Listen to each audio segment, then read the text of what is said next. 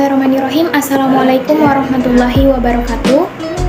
Puji syukur kita panjatkan atas kehadirat Allah Subhanahu wa Ta'ala, karena berkat limpah nikmat dan karunia-Nya lah sehingga kami bisa menyelesaikan tugas yang telah diberikan oleh dosen pengampu kami, yaitu Ibu Dian Ekawati Sari, SP MSI, dengan mata kuliah Ekologi Pertanian. Tak lupa pula mengucapkan salawat serta salam kepada junjungan kita Nabi besar Muhammad SAW, Nabi yang telah membawa kita dari alam kegelapan menuju alam yang terang benderang. Perkenalkan, kami dari kelompok 1 yang terdiri dari 5 orang. Yang pertama Arman Ghaffar, selanjutnya Muhammad Arsyad, Daniati, Hamsir, dan Nita Wahyuni. Adapun judul materi yang akan kami paparkan yaitu materi ekosistem. Baik, untuk mengefisienkan durasi video kami, langsung saja materi pertama, yakni mengenai pengertian ekosistem. Ekosistem merupakan suatu sistem ekologi yang terbentuk oleh hubungan timbal balik tak terpisahkan antara makhluk hidup dengan lingkungannya. Ekosistem sebagai suatu tatanan kesatuan yang secara utuh dan menyeluruh antara segenap unsur lingkungan hidup dan saling mempengaruhi. Ekosistem sebagai penggabungan dari setiap unit biosistem yang melibatkan interaksi timbal balik antara organisme dan lingkungan fisik sehingga aliran energinya menuju pada suatu struktur biotik tertentu dan terjadi siklus materi antara organisme dan organisme. Dalam ekosistem, organisme pada komunitas berkembang bersama-sama dengan lingkungan fisik sebagai suatu sistem. Organisme kemudian beradaptasi lagi dengan lingkungan fisik.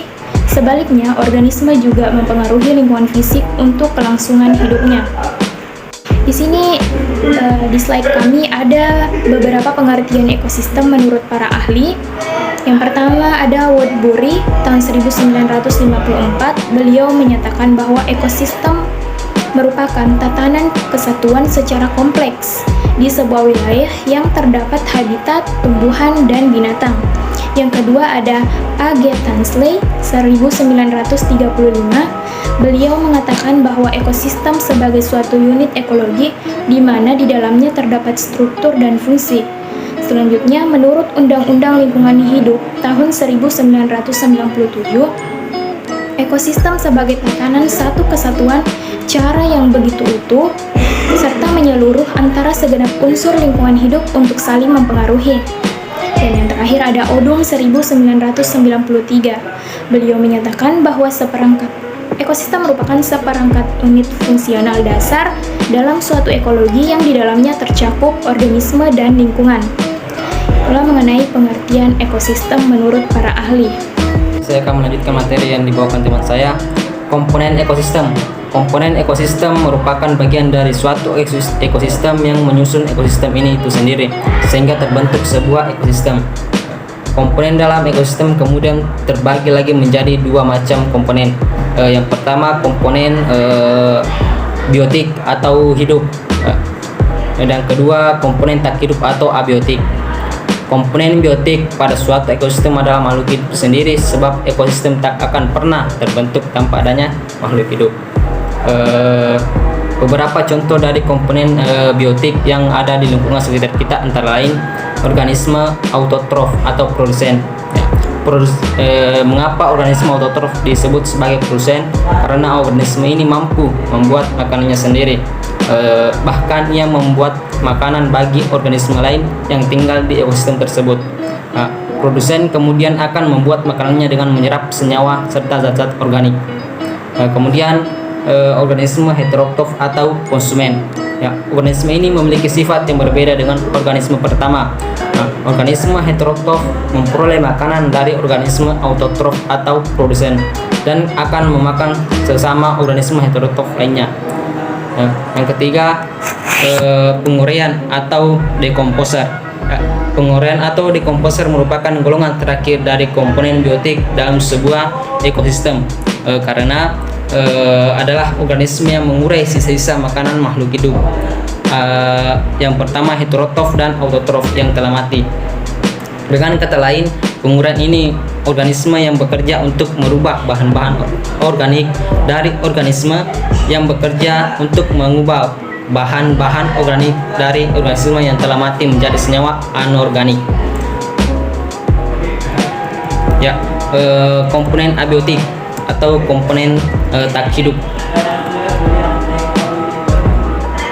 Komponen abiotik atau komponen tak hidup adalah komponen yang terdiri dari benda-benda bukan hidup, tetapi ada di sekitar kita dan ikut mempengaruhi kelangsungan hidup. Beberapa jenis komponen abiotika itu suhu. Suhu adalah suatu proses biologis yang dipengaruhi oleh perubahan pada suhu, contohnya mamalia dan burung. Yang kedua, air. Sebuah ketersediaan air dapat mempengaruhi kontribusi suatu organisme. Garam. Konsentrat pada garam akan mempengaruhi keseimbangan air dalam organisme melalui osmosis.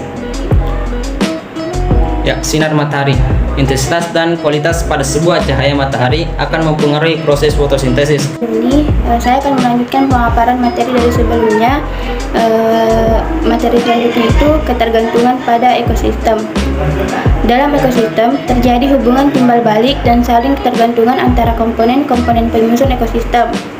Saling ketergantungan antara komponen penyusun ekosistem disebut juga dengan interdependensi.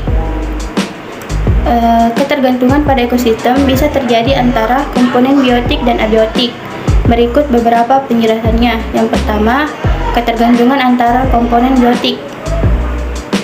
Bentuk-bentuk ketergantungan antar komponen biotik dapat terjadi dalam berbagai bentuk, yaitu rantai makanan. Rantai makanan merupakan sebuah perpindahan energi dan materi dari proses makan dan dimakan. Rantai makanan terjadi dengan urutan tertentu, di mana setiap tingkatan dari rantai makanan ini disebut dengan istilah tingkat trofi. Pada gambar rantai makanan pada slide kami, terjadi proses makan dan dimakan dalam urutan tertentu, yaitu rumput dimakan belalang, belalang dimakan katak, katak dimakan ular, dan jika ular mati akan diuraikan oleh jamur yang berperan sebagai dekomposer menjadi zat hara yang akan dimanfaatkan oleh tumbuhan untuk tumbuh dan berkembang. Dengan demikian, pada rantai makanan tersebut dapat dijelaskan bahwa rumput bertindak sebagai produsen, belalang sebagai konsumen 1 atau herbivora, katak sebagai konsumen 2 atau karnivora, dan ular sebagai konsumen 3 atau konsumen puncak atau karnivora. Kemudian jamur sebagai dekomposer. 2. Jaring-jaring makanan. Jaring-jaring makanan berbeda dengan rantai makanan. Jaring-jaring makanan lebih mengarah kepada rantai makanan yang saling berhubungan satu dengan lainnya, sehingga jika dipetakan akan membentuk seperti jaring-jaring. Hal ini dikarenakan satu spesies makhluk hidup tidak mungkin hanya mengonsumsi satu jenis makanan saja. 2. Ketergantungan antar komponen biotik dan abiotik. Ketergantungan antara komponen abiotik dengan biotik dapat dilihat dari beberapa siklus, yaitu siklus air, siklus sulfur, siklus karbon, siklus nitrogen, siklus fosfor, siklus oksigen. Seluruh siklus tersebut berfungsi untuk pencegahan akan menumpuknya sebuah materi pada satu tempat yang sama. Namun, siklus ini banyak berubah oleh tangan manusia sehingga sistem yang awalnya seimbang menjadi tidak lagi seimbang. Baik, perkenalkan, nama saya Hamsir. Dari kelompok 1 saya akan melanjutkan materi dari teman saya, ya, mengenai materi ekosistem. Ya, bagian D, ruang lingkup ekosistem. Ekosistem berkaitan dengan hal-hal sebagai berikut, yaitu yang pertama, biosfer, yakni keseluruhan ekosistem yang ada di bumi di mana setiap elemen saling mempengaruhi satu sama lain. Yang kedua, bioma, yaitu skala besar dari suatu ekosistem yang memiliki kesamaan iklim dan kepemimpinan flora dan fauna. Bioma terdiri dari banyak ekosistem. Yang ketiga, ekosistem merupakan sistem interaksi antara makhluk hidup dan lingkungannya pada batas wilayah tertentu. Yang keempat, komunitas, yaitu kumpulan berbagai spesies makhluk hidup yang mempengaruhi suatu ekosistem. Yang kelima, populasi, merupakan kumpulan makhluk hidup sejenis yang hidup di suatu ekosistem. Yang keenam, individu, yaitu satu unit makhluk hidup yang menjadi bagian dari populasi. Bagian E, macam-macam ekosistem. Ekosistem terbentuk dari beragam organisme, beragam dan pengaruh komponen-komponen lain akan menciptakan berbagai tipe ekosistem. Secara umum, macam ekosistem dikategorikan menjadi 3, yaitu ekosistem air, darat, dan ekosistem buatan. Penjelasan masing-masing untuk macam ekosistem adalah: yang pertama, ekosistem akuat air. Ekosistem air adalah suatu ekosistem berupa air atau perairan sebagai besar air yang menjadi komponen abiotik atau habitatnya. Bagian A, ekosistem air tawar adalah ekosistem air yang memiliki kadar garam rendah pada lingkungan air tawar. Biasanya variasi suhu tidak mencolok serta terpengaruh oleh cuaca dan iklim. Bagian B, ekosistem air laut adalah ekosistem air yang memiliki kadar garam tinggi seperti perairan lautan. Bagian C, ekosistem estuari adalah ekosistem perairan semi tertutup yang memiliki badan air yang terhubung secara terbuka antara perairan laut dan air tawar. Bagian D, ekosistem pantai berbeda dengan ekosistem air laut. Bagian E, ekosistem terumbu karang adalah ekosistem yang terdiri dari koral dan organisme lainnya. Bagian F, ekosistem laut dalam adalah ekosistem di dasar laut yang memiliki kedalaman lebih dari 6.000 meter. Bagian G, ekosistem lamun atau sergas adalah ekosistem kelompok tumbuhan-tumbuhan yang berbunga di lingkungan lautan, yaitu berupa perairan, pantai yang dangkal. Bagian H, ekosistem sungai adalah ekosistem air yang terdapat pada sungai. Nomor 2, ekosistem terestrial atau darat. Ekosistem darat adalah suatu ekosistem yang sebagai besar lingkungan fisiknya terdiri atas daratan dan kondisinya dipengaruhi oleh iklim dan gangguan lingkungan. Bagian A, hutan hujan tropis adalah bioma berupa hutan alami yang ada di kawasan tropis di subtropis, antara lain 0 derajat kurang 10 derajat utara dan selatan khatulistiwa.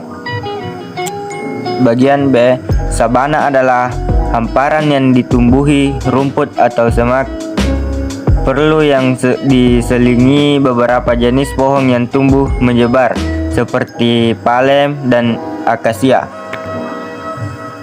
Bagian C, padang rumput adalah dataran yang hanya ditumbuhi rumput tanpa pohon sama sekali kecuali di dekat sumber air seperti sungai atau danau. Bagian D, gurun adalah daerah yang memiliki curah hujan sangat sedikit, yakni kurang dari 250 mm per tahun.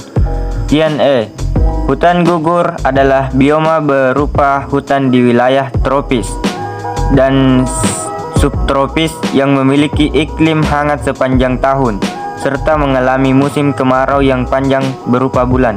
Bagian F, tiaga adalah ekosistem hutan yang terdiri dari satu spesies seperti konifer atau pinus. Hewan yang tumbuh di lingkungan ini antara lain rusa, beruang, rubah, serigala, dan lainnya. Tundra adalah bioma hutan yang pertumbuhan pohonnya terhambat oleh suhu lingkungan sekitar. Bagian H, kars atau gua, batu gamping adalah permukaan bumi yang terbentuk oleh pelarutan batuan dan memiliki ciri adanya depresi, tertutup, drainase permukaan dan gua. Nomor 3, ekosistem buatan. Ekosistem buatan adalah suatu ekosistem yang dibentuk oleh manusia dengan tujuan untuk memenuhi kebutuhan tertentu. Ekosistem buatan terdiri dari makhluk hidup dan lingkungan yang spesifik. Namun keanekaragaman yang terdapat pada lingkungan buatan umumnya rendah. Beberapa contoh ekosistem buatan antara lain: yang pertama, bendungan. Yang kedua, hutan tanaman produksi tertentu, hutan pinus, hutan jati, dan lain-lain. Yang ketiga, sawah irigasi. Yang keempat, sawah tadah hujan, agroekosistem. Yang kelima, tanaman perkebunan. Yang keenam, ekosistem pemukiman desa dan kota. Baik, itulah tadi materi yang dapat saya paparkan mengenai ekosistem. Nah, itulah tadi pemaparan materi dari kelompok kami mengenai materi ekosistem. Lebih dan kurangnya mohon dimaafkan. Saya akhiri dengan ucapan wassalamualaikum warahmatullahi wabarakatuh.